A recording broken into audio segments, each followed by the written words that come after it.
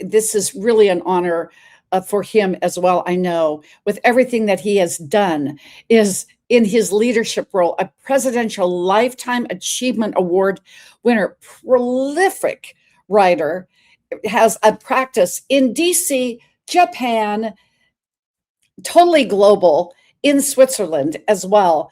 But the perfect part of this is that he was with us in Aruba. He was there teaching and training these life giving segments. He is also known with his work with the Marine Corps with PTSD, and his protocols have allowed him to be lauded as the top 100 physicians in the world. I just want to know which physician beat him out, because to me, there's only 99 under him because he is number one. And so it is with great honor and just respect I bring to you our keynote to head up Real Men Are Aware, Awakening the Conscious Male, the conscious consummate male of them all, Sir Dr. Antoine Chevalier. Welcome, welcome, welcome. Here we are. Here we are together. I feel like singing this song. Here we are together, together, together.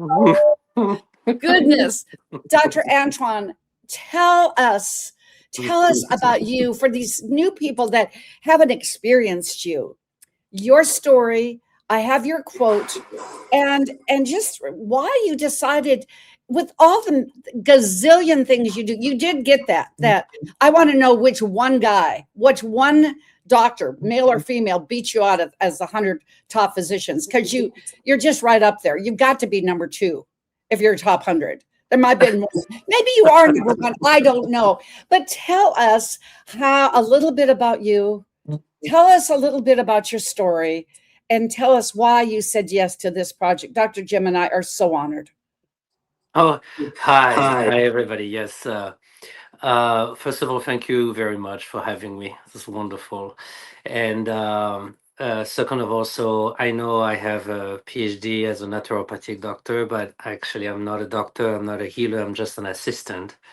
And my line of work is to understand that the only one who has the authority to heal you is your spirit. I'm just here as an assistant. So I come from a very different tradition where I learned from the Aboriginals in Australia, and I had the honor and the privilege to learn from them. And what got me in these awards, both for the U.S. Lifetime Achievement Award, U.S. President Lifetime Achievement Award, top 100 doctors in the world, the honorary U.S. Marine Corps officer, and being knighted, is their knowledge. And their knowledge is very difficult, but once you have it, you can really do wonderful things. And again, what got me there is really assisting suicidal, homeless, PTSD, drug addict veterans, and also children that have been extremely traumatized through different trafficking thing. And so yeah, I started this journey as a real man, like you're talking about, and it was in a small town in France. And my parents were undertakers, so after school I had to clean up dead bodies. And so it was in my own journey. I had to go, if you want, through the dark side a little bit, and somehow I survived it. I was very determined. I had different path and travel over the world, um, multiple PhDs, because I know knowledge is really freedom, accumulating knowledge, using myself as a testing ground until I found the kind of the holy grail for healing, which again is mostly due to the Aboriginal knowledge from Australia. And here we are today, and it's my honor to give back to the people that are the most disenfranchised, especially those who upheld and protect the Constitution of America, which I truly believe in, which is, of course, saving lives, saving suicidal, PTSD, drug addict veterans. That's really where my heart is. And like you said, I work also in Japan. They have one of the highest suicidal rate in the world. So they actually love me there a lot.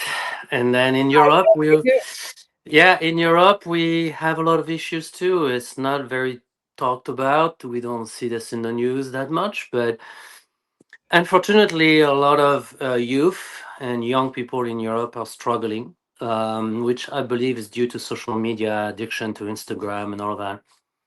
And so here we are on the front line, really helping people try to avoid them committing suicide and going to the dark side where too much, that's where we are. Well, and the what you said about this, because we aren't attached to our likes on social media. We are this, and I think this is a perfect way, because I just, for this one, I mean, you're being, and I just got to bring this up. Like, you said you like this cover. We've done a 2.0. Is it getting better and better, Dr. Antoine? Does it look beautiful? It's beautiful. It's beautiful. I love it. Because I have to say, I really like the title, because my former teacher would say that the master key is awareness. So you chose, real man aware. Awareness is really almost everything, But he would say it's a master key. Being aware is extremely important. So yes, as men struggling, there's a lot of focus on women. Women are doing much better, and now men are struggling. So I definitely agree in that project where I see a lot of men struggling, reconnecting with their true masculinity, and they don't even know what masculinity is. They have been lost along the way, and awareness is definitely the master key. One of the master mastery. key. Yeah. Yeah, one of the masters. And I think the master key, and I want to just put you today, because you always put the attention to others. That's just your heart. Or as you said in our documentary movie, you said it's it's the thing that makes your heart pump. And I had to listen to that a couple of times in your beautiful French accent, this thing that makes your heart pump. And I thought, well, you're hot pump. Yes, you are hot. I thought, I thought What that's a makes you what makes your heart pump is actually your good, spirit. yes. But So I when thought you this said HOT. See, because you are hot.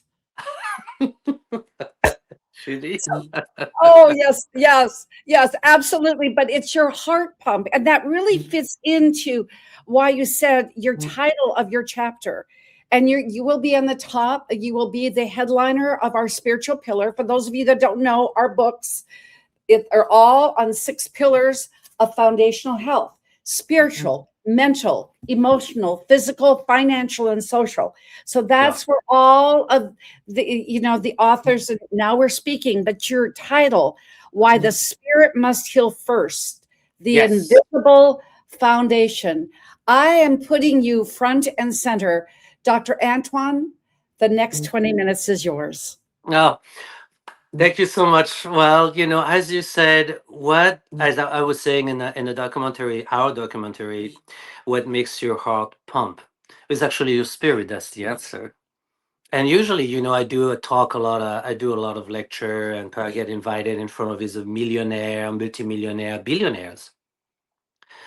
And I tell them, what is the most important thing in life? And so they look at me. A lot of them says, it's kind of funny. It's how the hedge funds or the next investment move, that kind of stuff. And some of them, say love, or some of them say relationship or wisdom, etc. I said, what gives you life? What makes you alive? And then you'll be amazed on how many people don't even answer that. They can't even if you think you're in control in your life. Oh yeah, I'm very much in control in my life. Okay. I said, what makes you alive? Because in that word, being in control in your life, there is the word life. But they forget what creates life. So they can't even answer that. They were like, well, I said, well, what makes your heart beat? And then they can't even answer that either. I said, well, I said, do you believe in the invisible world? So then now they look at me like I'm somewhere out there. So wait, give me a thought form. You can't. Just hand me a thought form, a thought, right? They're like, I can't. I said, well, that phone started with a thought. That car started with a thought. That building started. So first it goes in invisible and it becomes visible. It's the same with life. It's the same what makes your heart beat. It's the invisible spirit that makes your heart beat, located in your heart, that pumps, that gives you the life. We don't even know where. My third PhD is on brain and functional medicine and brain. And lot of way, there's a lot of things we don't know about the brain. We don't even know where thoughts are coming from or emotions. Where does that come from? So that's where the Aboriginal knowledge comes in. So we are a spirit, we are a spiritual being having a human experience. That spirit inside of us, again, is not located in the head, it's located in the heart. There's a very good movie called Dark City with Rufus Sewell, I think it's 1999, the same time as The Matrix. And it did a very good job where at the end, the villain are the aliens, and the guy is the hero is confronting the alien and said, well, we have been experimenting on your brain, trying to understand why you humans are so unique. You have this level of creativity we don't have. And we're looking into your brain. And then he looked at him and said, well, you've been looking in the wrong place. In other words, this is not in the brain, this is in the heart. So what it goes back to, doesn't matter if you're a billionaire, multimillionaire, if you're accumulating wealth. At the end of the day, you don't even know what gives you life, and you have no control over it. When you passed away, we say it's the last breath. We say this in French, le dernier souffle, in English as well. And the American Indian believe that the breath is actually the physical manifestation of your spirit. And since I died when I was 18, so I know that there's a creator. I know that there is life after death. Death is an illusion, really. And I remember when I passed away due to a car accident when I was 18, I didn't want to come back. And it was this higher authority who told me that this is not your time. You have to go back and do what you're supposed to do. So I'm 18. I was so happy on the other side, I didn't want to come back. So I got literally pushed into my body. And so after that, 18, that was a trigger. Say, okay, obviously there is a higher power. Obviously, I'm not supposed to die now. Obviously, there is such thing as destiny. And obviously, I need to understand the purpose in life and what am I supposed to do here on this planet, in this reality. So since 18, then I became like, I would say, a magnet for spiritual teachings. I just like this out of the blue. Usually I just walk and talking to people, and some of the best spiritual teachers were homeless. That's why I'm very sensitive to homeless, actually, because I had some of the best spiritual teachings in my life were people in the streets who have no attachment to the matrix at all. And so to go back to these billionaires and millionaires, and I said, one day you're going to pass away, and all of these Mercedes Benz and mansions and accounts and all of these billions that you are controlling right now, you won't. Have you thought of that? Oh yeah, we got this legacy. We're gonna pass this to the next generation. So, well, what about you? What about your spirit? What's gonna happen to you? Do you have any idea? No, I don't think too much about these things. So maybe you should. Maybe you should. You should. And so then it goes back to ethics and integrity and what we define as success. So what success really is. Is it accumulation of wealth and material things? Is that the definition of success? Or maybe do you think isn't that success is how many people do you manage to save, or how many people do you manage to help? Or you mean charity? Or yeah, we're getting there. And you'll be amazed on how many of these people are not really interested in helping, veterans who actually are protecting our way of life. Those veterans they really pledge have to protect our constitution. And all of these billionaires and millionaires are super wealthy because of the American Constitution and all of these freedoms that have been guaranteed because of the founding fathers. And for me, it was kind of an assumption that, these people who are so successful because of the people who are protecting our way of life, it's natural to give back. But they are in this bubble, in this egoic mind entity that is controlling them and almost become like obsessive compulsive about wealth, that they just lose track of what's really kind of important when it comes to actually real success. So we have these talks. Some of them get it, some of them don't get it. But again, I think it boils down to, at the end of the day, when you pass away, you're going to have to face the creator, your creator, who created your spirit, not your biological parents, the one who created your spirit. And one thing that I learned when I passed away is you have like a 360-degree like projection, and everything you've done in life is scrutinized. You actually experience what you've done to others. You can't escape that. So I don't want to call it Judgment Day because it's not judgment. It's more experiential. You just experience what you've done, and there is no way around it. Like you're not gonna be able to outsmart the creator. And so that's why the major call is to stay within integrity and know that there is this higher power at any time who is observing you, and know if you truly genuine or not, if you have integrity or not, if you have ethical or not, etc. And again, in my true understanding is truth measure of success is how many people did you manage to help? How many people did you manage to restore or get out of pain and suffering, or truly help out of pattern in their life, which keeps bringing the wrong boyfriend, or keep bringing scarcity, or keep bringing emotional pain, or those beings, human beings that are locked into chronic depression or locked into chronic anxiety or have suicidal thoughts. How many humans did you help or did you save from these patterns? So that is really what uh, I would say the gems or the pearls of wisdom that after all of these years and decades of experience and research, and not only in Europe, of course, I've lived in Africa for 4 years, Thailand with Buddhism, etc. I was a Kundalini yoga teacher at one point. I've learned in Japan with Zen Buddhism, etc. So a lot of different traditions, and this is pretty much where we are now. Um, Helping as many people as possible. And here we are now speaking. So the I was going to say, so where is your offices? Well, the globe, And an planet, airplane. and maybe in a couple of galaxies. Maybe Elon Musk will take you to Mars. We don't know. Yeah. So how did you come up? I know it came from the spirit, and I know that in your beautiful French accent when yes, and I passed away, you're going to be listening to this segment over and over again because there's just such depth and heart and soul in this. How did you come up with your title, The Spirit Must Heal First, the Invisible Foundation? Please go into that Yeah. just a little bit about that Yeah, invisible. yeah, yeah, yeah. You would be amazed on how many people, for example, the PTSD veterans, and how deep you have to go in order to really address these issues. First of all, when people come to me, I don't address PTSD, or I don't address chronic depression or chronic anxiety. I address John, David, I address the person. Because, Yeah. like, the way the creator is manifesting, if you look at every single tree, we have trillions of trees, every single tree is unique. It's the same with humans, every single human is unique. So, every single PTSD is unique.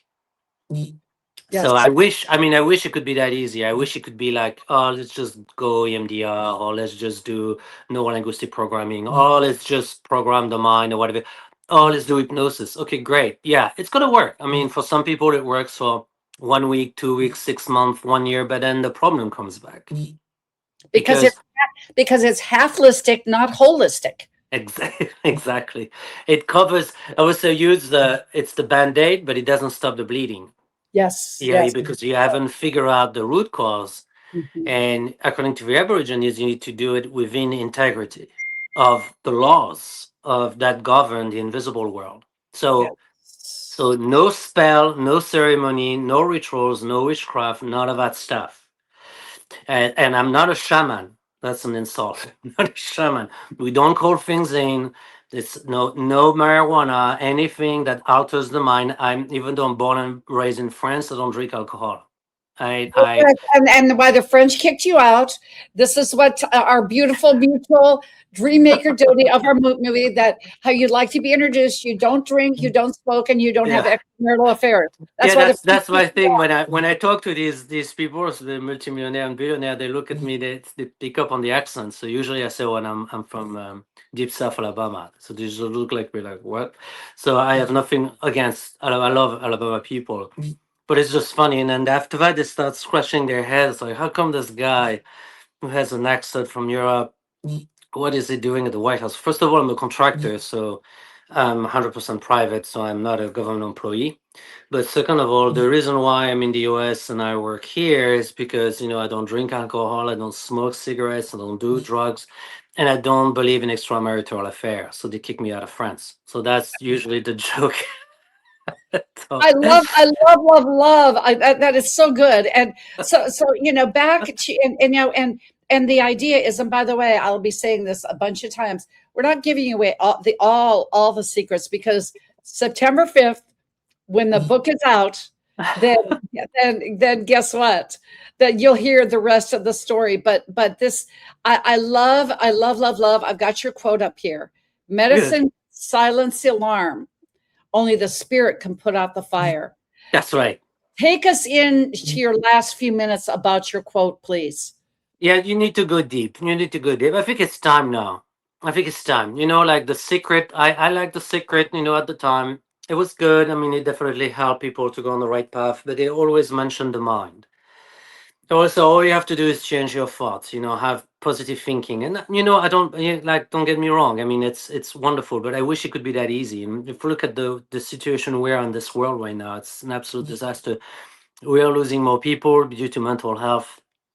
I mean, I wish I could be like, hey, just change your thoughts and change your mind, and everything is fine, and you're gonna get out of chronic depression, chronic anxiety, fentanyl addiction, drug addiction, alcoholism, etc. Right? Well, the reality is, it's not that easy, and you have to drop from the mind into the heart, into the spirit.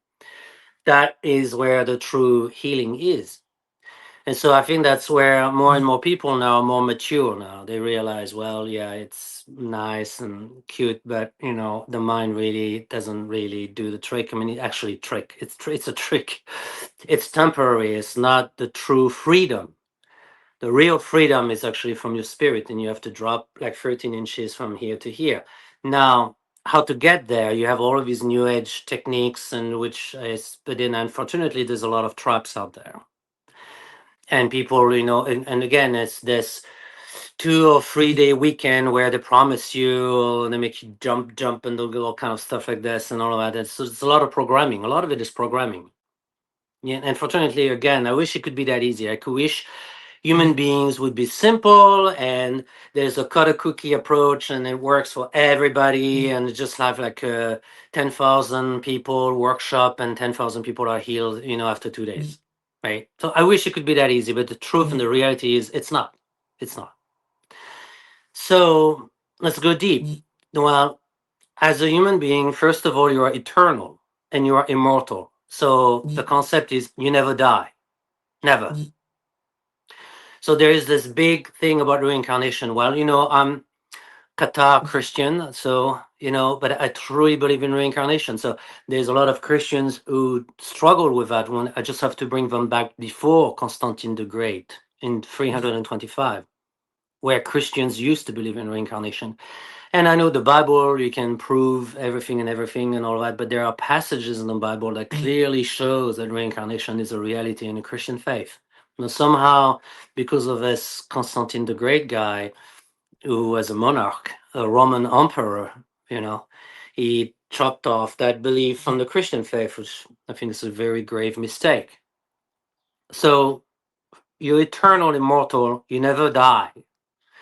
You passed away, depending what you do, you keep coming back. So I don't want to use too much the word reincarnation, because the way, and karma, because the way the Aboriginal understand it is a lot deeper than what we understand from the Indian faith, which has been dumbed down so much here in the West. So it's a lot deeper. So there is that. And then immortal, internal, you multi-dimensional being. First of all, you're a spiritual being and you're multi-dimensional. So that is a bit tricky to explain, because it's actually beyond quantum physics. So right now, again, I like quantum physics. It's a good beginning. Quantum physics is a good beginning. It's a bridge between science and spirituality. And again, I'm all about frequency vibration medicine, and I do that a lot. And when people are in life-threatening situations, etc. Yeah. Now it has to be said that in order to understand why we're a multidimensional spiritual being, we need to go beyond quantum physics and go what I call into holographic physics. And for Yeah. that, there's a very good book called The Holographic Universe by Michael Talbot, and by in 1992. It's a small book. I urge everybody to read it. He did a very good job explaining. Okay, but of course, it's a lot deeper than this. And when you understand this, that you're a multidimensional spiritual being and you never die, you are just having a human experience. So it's like a triangle, you know, you start like this and you go down. So you're having a human experience in a physical vehicle. So the body is just a vehicle. And of Mm, course, in this materialistic world, there's too much emphasis on the vehicle to the oh, point that you yeah. to the point that you actually almost forgot, which Yes. not or not almost. A lot of people now Yeah. completely forgot who they really are, which is again an immortal, eternal, multidimensional spiritual being, which is what 99.9% of who you are. The vehicle, the body is just a vehicle. It's not even 1% of who you are, right? So, in the society we live in, unfortunately, there's too much emphasis on the material aspect of the human experience and the physical aspect of the human experience. Too much focus on this. We need to go back and understand how beautiful we are, Yes. unique, extremely powerful we are in the invisible world. We are much more powerful than what the church or the school or what the parents have been teaching us. Not even close. And technically, you're free. You're just experiencing this reality in this matrix and this external reality. But you need to understand why you're here, what is the purpose, what is life, etc. There's a lot to go down the list of, level of Layers, understanding, layers, layers, yeah, layers. layers, yeah. And chronic depression is actually a teacher. So all of this pain, like a lot of people, for example, are homeless, and it's actually in the Bible. It says the first will be last and the last will be first. I mean, I literally experienced this in my practice. Where you see people that we look down upon, all of these people disenfranchised. I'm telling you, one session, they go back to the Creator so fast, they're out of it. It's so amazing. But the people who have a lot of attachment or a lot at stake in the matrix, like the Mercedes Benz or, $300 million in the account, these people are having a lot of hard time to heal, and they heal a lot slower than the Because it's homeless really one. true because of the it's the new adjective. It's the new adjective. And that's fine. And it's great that it's there, but it's your technique. I've experienced you over Christina Candulo-Doty's meatballs. I've experienced you in Aruba for those 7 days. That was just amazing. We'll be playing the Aruba recap when you go, and we're here in Aruba, and you'll be with us when we go to Kauai, Hawaii, to go beyond quantum into this Yeah, physical. So this yeah, is my final question, Dr. yeah, Antoine. yeah. Uh, Besides being on an airplane, where can we where can we find you? Where can we uh find you? Your yeah, websites, please. yeah. I www.a-chevalier.com. I do have a clinic in Japan, which is great. So I work out of Tokyo and Kobe. Here, close to Washington, D.C., I have an office. I also have an office in Washington, D.C. I have an office within the executive office building. And then in Switzerland, we have this kind of private clinic going on. And Canada, mostly Vancouver, and Montreal sometimes, but mostly Vancouver. And also France now looks like it's picking up. Sometimes I have like Scotland and Glasgow. Yes, So it's because you're just only getting your 55th PhD there, oh and yeah, well, you might as well be, and I just realized that and now I've got, what I've got right. another I, and I've got another I and an E and R. We just know we spell you Dr. Wonderful. That's Oh what well, thank we you. call you Sir Dr. Wonderful. And with you, I can say my husband used to say Oh that PhDs were piled high and deep. But yeah. it says, but when it's this high and this deep, there is no pile, just heart. So Oh, thank you. what is the last piece of Sir Dr. Chevalier with two eyes in there as I'm looking at them? So what would you like to share with our audience about It's a spiritual warfare. We are in a spiritual warfare, and then you need to know there's one thing that's very empowering. That if you are being attacked, or if somehow some dark forces are coming after you and they manage to kill you, you can jump them in the afterlife. That's extremely important. Oh yeah, but the difference is knowledge. The knowledge is the difference. If you know this, they will leave you alone. As a spirit, you are much more powerful than them. Doesn't matter how many demons you're going to face. As a spirit, this is your world. As a Mm. spiritual being, you have earned the right to evolve here. These beings on the other side have not. They are the watchers. You know, the Book of Enoch, if you look at the Book of Enoch, is actually very good. You learn that they are allowed to observe, they are not allowed to interfere. And if they do interfere, they put themselves in a very dangerous situation. So obviously they don't want you to know that. But So if it's they do something to you in the afterlife, you have a right to jump them and give them hell. well, And the and creator will give you that right. so because they say, get out of the way, because we now have experienced Sir Dr. Chevalier. Thank you so much. You're Thank you welcome. so much for being a part of this project. But thank you so much for just being you. And we will say until next time, ciao for now.